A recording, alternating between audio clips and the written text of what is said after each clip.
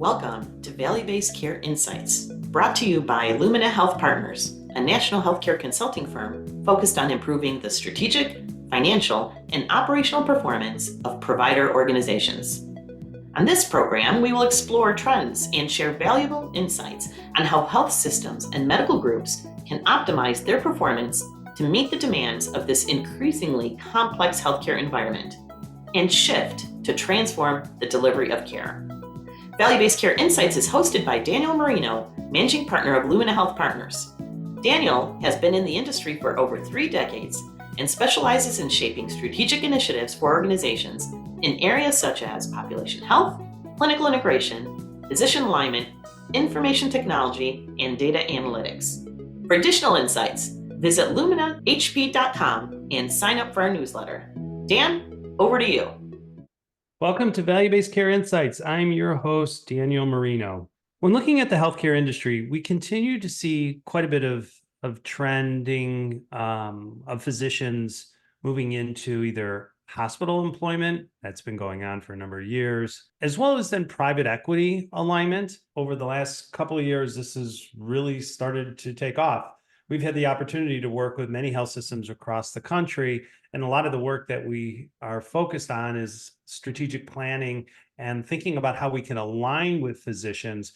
But what many of the healthcare systems are seeing is not only are they aligning with their physicians in more of a hospital employment type of a structure, but they're having to think through how they could manage the private equity relationship. And especially as we start to see certain specialties like dermatology and cardiology, cardiovascular services, even GI, certainly orthopedics, all moving to private equity, it's creating a different layer of relationship building, but also of competition as we start to think about how hospitals either need to work with these private equity groups or compete with them. And then, of course, the physician side, there's a lot of elements to consider as we start to think about what's that right model, whether they move into private equity or they align with a hospital in some type of an employed type of a structure. Well, joining us today is Ericka Adler. She is an attorney, a shareholder, and manager of the healthcare practice group for Roetzel Andress. Ericka has about 25 years of experience working with individual providers, physician groups, and a lot of healthcare entities. She spends a lot of time with physicians as well as health systems, working through what's that right model and how to create a successful arrangement. Ericka, welcome to the program. Hi, Dan. Glad to be here. So, Ericka, maybe we could start out with just giving your perspective. You work with many physicians, many groups around the country, even some health systems. What are you seeing as some of these key trends as they're working through either employment or working through private equity? Well, I would say that generally we continue to see some activity in terms of hospitals acquiring physician practices, but certainly nothing compared to what we saw years ago. They're few and far between in terms of those type of transactions.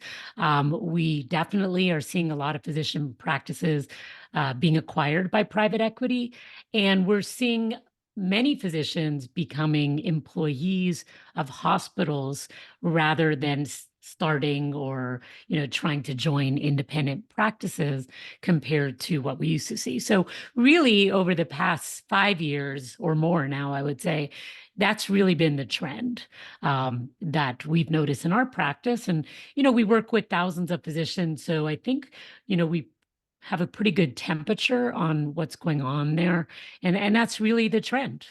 Right. Well, and you saw probably in maybe the middle teens of the 2000s where there was a greater trend towards employment, and again, the number of independent practices have certainly dwindled. Are you seeing more of the transactions now happening with private equity versus happening with employment? Or, is it specialty, or maybe it's market specific? What are you seeing in that arena? Well, I would say that most of the contracts that we're reviewing for doctors coming out of training are definitely leaning towards employment, whether it's hospitals or other types of groups. Not a lot of them are really super excited sometimes to go to independent practices. It can be hard for independent practices sometimes to compete in terms of compensation, benefits. And a lot of young doctors today don't seem quite as eager about the idea of, working their way up the ranks to become partners. Now, that's not necessarily true of everyone, but definitely it's more the trend that I'm seeing when I talk to my doctors. In terms of, overall practice acquisitions, we definitely see private equity is buying up those practices, and physicians may have experience already leaving a practice after it was acquired, and they may leave when they find out a new practice is being acquired. So for some, it's an experience that they don't want, they're not looking for. A lot of them are looking for the flexibility to be able to change jobs, leave practices. And sometimes when you're working for a practice that's owned by private equity, that's not quite as easy as working for an independent practice or for a hospital. I would say that, we're seeing certainly regional trends and specialty trends, but those continue to change over time. So, Yeah. some trends, for example, dermatology and aesthetics remain very, very popular. Private equity is kind of buying them up across the country, whereas in certain parts of the country, we see different specialties like cardiology or orthopedics are particularly popular, and we don't see those type of transactions in other parts of the country. So I think it just depends on, we private equity competing in certain parts of the country to get to certain practices before their competitors do, and maybe that's why the focus is regional. But uh, you know, it's just a ongoing trend moving, you know, at the same, pace around the country. So Right. Well, and I do think to a certain extent it is market driven. We had the opportunity to work with a health system in the Northwest, a really good affluent payer area. And the payer mix was really good. The reimbursement from the payers, the way that the contracts were structured were pretty favorable. Well, private equity realized that, right? So what they started to do was they aligned with this independent orthopedic group. And at first, the health system didn't really think it was that big of a deal. They're like, well, okay, we'll just form this new relationship with them. Well, about a year and a half into the deal, private equity now decided that they're going to build their own ASC, which now all of a sudden started to shift a lot of these resources, these surgeries that were previously being done either in the inpatient arena or through the health system's ASC. Now they're going to be doing it in their own group. So the big fear is what's next, right? Is private equity going to expand and take, as you said, dermatology or maybe GI or something in that regard? How do you manage through that? Is it really trying to form that relationship with the private equity group and to think about, okay, if we can't beat them, we might as well join them? Or do you sort of put your eggs in the basket and you say, okay, let's go out there and try to build a stronger employment relationship with these independent physician groups? well, I would say I've seen a combination of both. Some hospitals have tried to make strides in terms of developing relationship with practices, whether owned by private equity or not. And that's really by strengthening the relationship with the physicians. So private equity may acquire a practice, but in many cases, it's still run locally by the very Sure. same physicians that have been on the medical staff for many years. So they continue to maintain and try and strengthen those type of partnerships. On the other hand, certainly hospitals are not loving all the practices being acquired, especially hospital-based practices, radiology, anesthesiology, emergency room medicine. So I've definitely seen hospital contracts between independent groups in those specialties and the hospitals where there are provisions in there not allowing assignment to a buyer, or other types of provisions that require permission, et cetera. And that's specifically to interfere with the possibility of those groups being acquired. Additionally, there are definitely groups within those specialties that have been forced to become employees at hospitals. We see that around Chicago right now, radiology, anesthesia, hospitalist groups, emergency medicine in particular, because those are the groups that most impact the hospital and hospital-based services. So definitely see a lot of groups like that being forced to become employees. And, I think the hospitals are trying to develop employment relationships that are appealing. They care a lot more about keeping those doctors happy so they won't abandon the hospital and find employment elsewhere. So I think it really has changed what those employment relationships look like. Sure. And I do think it's been directly forced in some ways by private equity coming into the marketplace. Yeah, I absolutely agree. So when you think about it from the physician standpoint, and I think, a lot of your legal practices, it sounds like it's working with the physicians and with the provider side. What are the physicians thinking through, right? I mean, I guess if you're an independent group, and let's say, you're a dermatology group and you have, I don't know, 8 locations, you may have 60, 70 providers. You're at maybe the tail end of your career. Do you think about the approach of selling within and grooming your provider partners, or what comes into play as you start to think about maybe they're aligning with the health system and becoming employed, or private equity? I think, that's a great question. And I always have that as my first discussion with my clients who are thinking of selling. For some doctors, it's just very important that they make sure their patients are being taken care of, that they transition their care. And that could involve, transitioning to another physician or a hospital buyer, or even private equity if someone was interested. I think, for those doctors, they're not necessarily looking for a payday as much as kind of a smooth transition, making sure that their practice survives, whatever they've built. For many physicians, though, and this doesn't mean they care about their patients any less, if they're close to retirement, they are looking for a retirement strategy.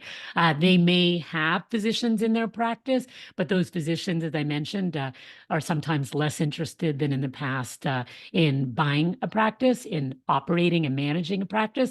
And sometimes if the practice is very successful, they can't afford the practice, right? So for those types of sellers, they're interested, obviously, in spending the last 3 to 5 years before they retire in getting a payday, making sure that their patients are transitioned, that their loyal employees are transitioned, and in making a good deal. And for some of them, especially given some changes that are going on in the marketplace, they are trying to maybe jump in before the opportunities go away as well. So we're seeing a lot of that right now, a little bit of desperation maybe for some doctors that are seeking to be acquired. So, I think there's a lot of goals. And I don't want to fail to mention that it's hard to be a doctor and to run an independent practice. It can be done. There's a lot of great resources. We work with a lot of amazing independent practices. And I would say in the past year, we've helped start a lot of practices and help doctors take their practices back. So I don't want anyone to think those trends aren't happening, but it is hard. There are so many rules and regulation, administrative hassle, and for some doctors, they've really just had enough. So that's also another reason that's pushing people to sell, whoever the buyer might be. So there's a lot of factors involved. If you're just tuning in, I'm Daniel Marino. You're listening to Value-Based Care Insights. I'm here today talking to Ericka Adler. Ericka is an attorney, shareholder, and manager of the healthcare practice group of Roetzel and Andress, and having a fascinating discussion around the trends related to either employment or providers moving to private equity. So Ericka, one area I do want to dive into, because there's been a lot of a lot of information, a lot of news that have come out around the regulatory changes, the legislative changes that are occurring with some of these transactions. Many states are really watching what's occurring. And in particular, there's been information that's come out that basically has said when private equity has taken over a medical group, the quality has decreased. And I'm not sure that's in fact the case, but nonetheless, I think it's caused the legislative community to begin to review these transactions and potentially scrutinize these transactions either during or after they've occurred. How is that impacting some of the deals that you're seeing across the country? Well, I would say that in those states where these type of laws have passed, and every year there's more and more. I think there's about 14 now. It affects certainly the timing of a transaction because approval might need to be obtained before a deal can close. And also, there's a risk that you put a lot of time and energy in bringing a deal together, and then it potentially is denied. So there's a little bit of concern about how involved regulators are going to be, what concerns they will express. Not knowing what they are, it's almost impossible to address those, ahead of time. Sure. We do know that they are concerned about quality. And again, I don't know that there is a true reason to be concerned about that. But what I understand to be the biggest concern is whether there's interference in independent decision-making being made by the doctors, whether the doctors are being influenced, whether it's ordering of tests, ancillaries, prescriptions, etc., by the policies that are put in place by non-physician private equity owners. So, Right. what I anticipate is we'll be hearing a little bit more as these kind of investigation into potential transactions occur. We'll be hearing about the particular concerns. It'll give us a little bit more guidance on what they're looking for. Based on some lawsuits that have already occurred, we know that there's a concern about corporate practice of medicine and overly interfering in physician decision making. So already I can tell you that a lot of the transactions that we see happening now as compared to a couple years ago are very sensitive to that. We see a lot more wording about the need for physician led governance within a practice, certain decisions being left to physicians so that nobody could challenge who exactly is making those decisions that we suspect would lead a regulator to be concerned about corporate practice of medicine. So I think, that's at least from my perspective, what's really important. But to the extent that, private equity is interfering with access to healthcare, the cost of healthcare, the quality of healthcare, competition in healthcare, that's another big piece of it. We're looking at antitrust concerns. I would expect that, we'll know a little bit more in a couple of years after some of these transactions are investigated. And don't forget, a lot of these transactions are limited to the size of the deal, right? So they're not necessarily going to capture some smaller practice sales, but maybe those really large ones that could really influence a local or regional area of a state. Well, and it's interesting when you look at some of these deals and some of the investigations or the scrutiny that's occurred, some of it has been state run, some of it has been federally run from the FTC, right? I mean, there's been some big mergers that have occurred either through different provider groups coming together, different health systems coming together. So I would think to really begin to look through that, boy, that's got to be a bit of a challenge for you as the legal counsel providing that level of support. But at the end of the day, I mean, I guess you have to identify the appropriate intent and you have to provide the appropriate structure so it's not challenged and you're able to address some of these concerns or head them off at the pass, if you will. Definitely. I mean, some of it is just kind of a vague understanding that, legislators will have the right to dig into any information they want. So we don't know what they're looking at. But certainly from the antitrust perspective, some of the waivers that previously have been available, I don't know if waiver is the right word, but some of the lack of scrutiny that have previously applied to healthcare transactions has gone away. So we know that they are going to be starting to look at some of these healthcare deals. And again, I think it's really the larger ones that are going to draw a lot of the attention. But, you know, there's a lot of private equity buying up lots and lots of little practices that could go under the radar until they start to really impact, you know, a large number of physicians or a large amount of revenue. So we'll have to see what happens. Yeah. So when you look at some of these deals that are occurring between private equity and the physician groups, you know, and I always kind of fall back on, okay, what's the value proposition, right? So if I'm a physician group and I'm thinking about aligning with a private equity organization or a healthcare organization, I mean, each of them offer something a little bit different. Does it typically just rely on the senior partners to kind of guide that decision and alignment around, say, private equity's value prop?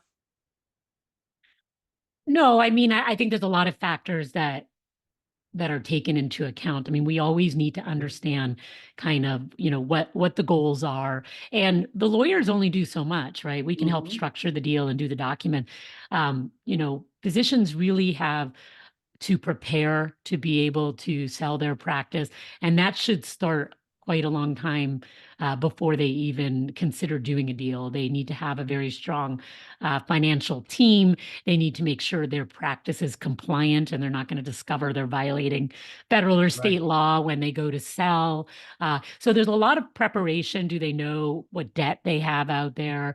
Do they know if they're even running an efficient practice? You know, are they going to get what their practice is worth? So I would say that the senior partners certainly run, you know, the decision making, but I never like to see that done in a vacuum without appropriate guidance. Well, they should engage some of the junior physicians too, right? Because at the end of the day, I think so. I mean, look, you know, practices are run based on governance documents, and it is the owners who have a vote. And certainly we would hope that they would consider what some of the other younger doctors think. But to be honest, they don't usually involve them in those decisions because a lot of them, the minute they hear, they may leave, yeah, well, right? that's And the true. value of a practice is tied to the number of providers and the expected revenue that they're generating. You lose one or two doctors, you might have just lost a few $1 million in purchase price. So it's actually pretty confidential, and they sign documents, you know, to that effect as well. So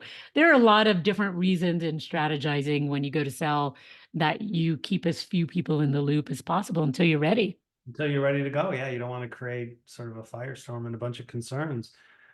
So if thinking back on some of the conversations you've had, some of the deals you put in place, if you were to highlight, say, I don't know, 4 or 5 key things that are important for a provider group to consider as they're making a deal with private equity or considering an employment, can you identify a few of those?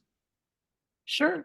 I mean, I think the first thing is to understand what you're looking for. Do you want to keep practicing? Are you looking for a payday? Are you kind of what the end game is? Sorry? I said kind of what the end game is, right? What do you want to Yeah, get out of it? exactly. You know, if you sell to private equity, you're going to be an employee for usually 5 years. Is that really what you want? Were you thinking you wanted to just practice for another 6 months or a year? And that has a big impact on who the potential buyers are. As I mentioned, I would spend the time to get yourself in shape. Otherwise, you could waste quite a lot of money going through a negotiation only to find that you're an unappealing target, or that you have quite a lot of things wrong with your practice that you weren't aware of. And unfortunately, under federal and state law, once you find out what you've done wrong, you have It's to too fix late. it or you get in more trouble. So sometimes we're opening a can of worms. So I think that's really important. Also, if you really do want to sell, you need to consider what will make your practice more profitable. Typically, a solo practice with a doctor who wants to retire is more appealing to another practice or a hospital, less appealing to private equity. So do you want to plan on kind of building up your practice before you sell? Yeah. So just all this kind of goes with advanced thought and advanced planning and talking with your advisors. Well, absolutely. And I think having key advisors around you that can help work through some of the strategic reasons and the approaches are all key. I mean, without that type of planning, then certainly you're not going to be prepared for whatever ends up coming down the pike. Well, Ericka, this has been great. I want to thank you for your time. And, obviously it continues to be an area that we all watch closely. I know in our consulting practice, we work with many hospitals who are thinking about how do they better align with their physician partners. Obviously thinking about private equity, but also the physicians focusing on what direction they want to take. If any of our listeners are interested in connecting with you or maybe talking with you, finding out a little bit more information, any thoughts on how they can get a hold of you? Yeah, they can reach out to me at eadler@ralaw.com anytime they want, or they can try calling me. I engage regularly with doctors just talking about these kinds of things and answering questions. So happy to talk to anyone who wants to know more. Yeah, well, this is great. You are a wealth of knowledge, and I know in working with you over the years, you've helped numerous physicians and have been a fantastic resource to them and to us as well too. So, I want to thank you again, Ericka. This has been fantastic. Really appreciate you coming on the show and sharing your insights. Well, thanks for having me. Always a pleasure. And to you, our listeners, we want to thank you for tuning in. Until our next insight, I am Daniel Marino, bringing you 30 minutes of value to your day. Take care. Are you at a crossroad with value-based care? Do you need to chart a future strategy or improve your organizational performance? Visit us at luminahp.com to learn more about our consulting services and leadership development programs. Also, you can sign up for our newsletter on our website and follow us on Twitter and LinkedIn. For more information about value-based care insights, visit the programs page on healthcareradionow.com or luminahp.com. Join the conversation using our hashtag VBC Insights. We are Lumina Health Partners. Thank you for joining us today. Until the next value-based care insight, stay well.